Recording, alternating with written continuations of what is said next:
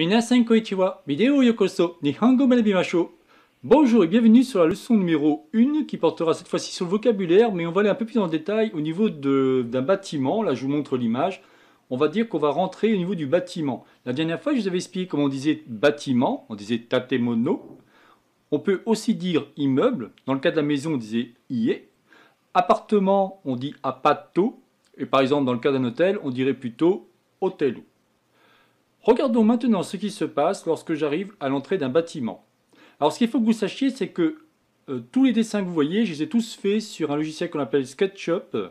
Moi j'aime bien, j'ai une autre chaîne YouTube en fin de compte où j'aime bien faire beaucoup de dessins. À chaque fois ça me prend beaucoup de temps parce que j'essaye de faire quelque chose de différent pour vous rendre le truc un peu plus cool. Alors pour moi soit, mais aussi pour vous afin de styliser un peu mes cours. Même si je vous apprends du japonais, je mélange le tout avec du graphisme. Bon, voilà pour la petite intro. Voilà, donc là on se retrouve tout simplement devant l'immeuble, c'est tout simplement chez moi, hein. J'ai fait en sorte de modéliser ça à l'échelle. Je me suis dit tiens je vais vous faire un truc un peu plus fun par rapport à ça.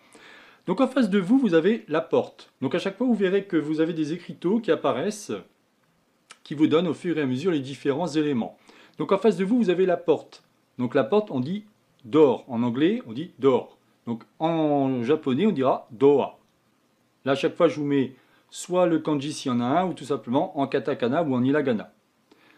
Vous avez aussi des fenêtres par rapport à votre porte. Alors, il y a différentes façons de dire fenêtre. Fenêtre, on dira mado, mais on peut dire aussi window, puisqu'en anglais, on dit aussi window. Dans ces cas-là, on dira window. Là, vous voyez, assez intéressant au niveau des katakana, puisque vous voyez, on a quand même un U, I, N, Do et un U. Enfin, ça fait uido, en fait, quand on pourrait dire. Mais bon. Si je continue, vous avez le mur de gauche ou de droite, on dit kabe. Dans le cas du sol, on dira yuka. On peut dire aussi tsuchi ou alors dojo. Si je prends le cas du plafond, on dira tenjo.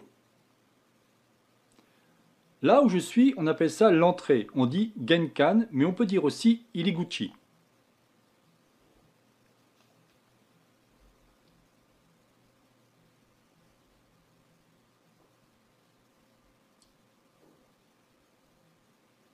Donc là, je vais me déplacer un peu pour vous montrer la suite des événements. Donc là, je prends mon logiciel. Voilà. Ici, vous avez ce qu'on appelle un interphone. On dira interphone ou interphone. C'est tout simplement interphone. Vous avez bien compris que très souvent, on aura des mots anglais qui vont être transformés évidemment en katakana, mais on a aussi des mots français qui vont être transformés en katakana dans ce cas précis. On pourra dire aussi sonnette. Dans ces cas-là, ce serait doabelu. On peut dire aussi cloche, ça se dit belu. Alors cloche, là aussi en anglais, si on dit belle, ça fait belu. On peut dire aussi canet. C'est pareil au niveau de ma porte, je ne vous ai pas montré, mais il y a une clé normalement pour rentrer. Dans le cas de la clé, on dira kagi.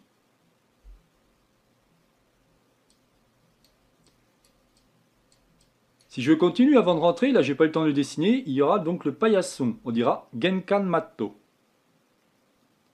Sur cette fameuse porte, il y a évidemment une poignée, on dira endolu. Donc là, vous voyez, c'est pareil, hang. Hang pour poignée, rappelez-vous, hein, handshake, une poignée de main. Pensez vraiment, c'est pour ça que l'anglais est vraiment très important en japonais, parce que vous allez faire beaucoup de similitudes. Là, comme je vous dis, je vous apprends le vocabulaire. Rentrons maintenant au niveau de l'immeuble. Donc là, je vais prendre mon petit logiciel, et c'est parti. Hop, alors on va pas prendre grand-chose, mais on va prendre par exemple ici, si je tourne, on aura la boîte aux lettres. Comment dirions-nous la boîte aux lettres? On dira Yubin Yuke. On peut dire aussi l'état Bogutsu.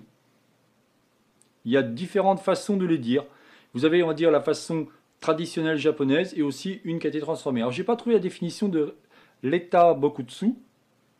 Il y a sûrement quelque chose, soit un terme en anglais ou un truc comme ça, mais bon, là, je vous avouerai que je ne l'ai pas. Et si je continue, puisqu'on arrive, il reste encore 2 mots à voir. Donc là, je vais faire en sorte de me déplacer dans mon immeuble. Hop, on va essayer assez vite pour pas faire perdre trop de temps. On va se retourner. Et là, nous avons l'ascenseur. On appellera ça elebetta. Là aussi, suite à élévateur. Voilà, donc après avoir vu l'ascenseur, pour ceux qui ne veulent pas prendre l'escalier, là, vous avez maintenant un escalier en dessous ou au-dessus. On l'appellera kaidan.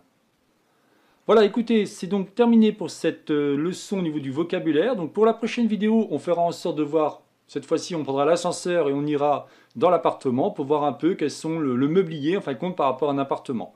Je vous donnerai peut-être d'autres astuces, mais il n'empêche que j'essaye tout doucement de modéliser celui-ci en 3D pour rendre le truc plus cool. N'hésitez pas à me faire des remarques si vous trouvez ça trop long ou alors cool, à vous de voir. Moi j'avoue que j'aime bien faire ça, ça m'amuse en même temps et je mélange à la fois le dessin et le japonais. Je vous souhaite donc une bonne journée et à la prochaine vidéo. Jamatane!